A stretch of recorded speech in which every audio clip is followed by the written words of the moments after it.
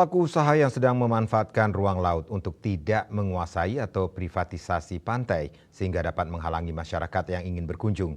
Demikian diingatkan Kementerian Kelautan dan Perikanan (KKP).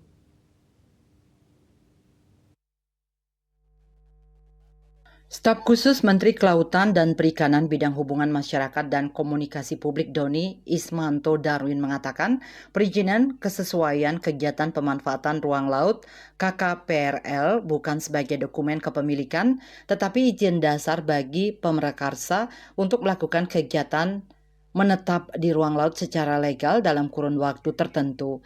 Dia menyampaikan KKP sebelumnya telah memanggil perwakilan pemilik 6 penginapan mewah di Labuan Bajo, Nusa Tenggara Timur, termasuk pengelola resort yang sempat viral karena dituding melarang warga mengakses pantai Binongko.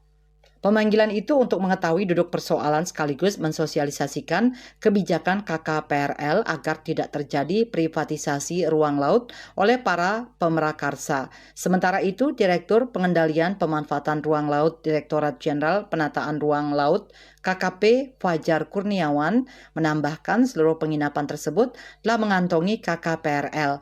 Namun setelah memiliki izin dasar itu, pemerakarsa memiliki setidaknya 16 kewajiban.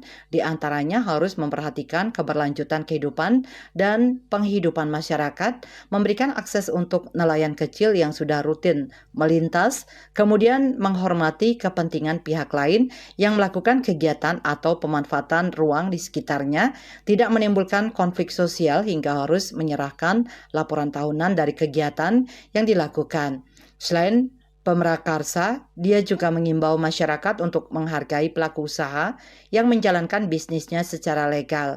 Kegiatan usaha di satu wilayah pesisir berpotensi mendongkrak perekonomian daerah setempat serta menjadi lapangan kerja baru bagi masyarakat. Sebelumnya, Menteri Kelautan dan Perikanan Sakti Wahyu Trenggono telah mengimbau pihak yang ingin memanfaatkan ruang laut untuk mengurus izin dasar PKKPRL lebih dulu. Tanpa dokumen tersebut, kegiatan menetap di ruang laut dianggap ilegal dan dapat ditindak oleh tim pengawas KKP. Bali Post melaporkan.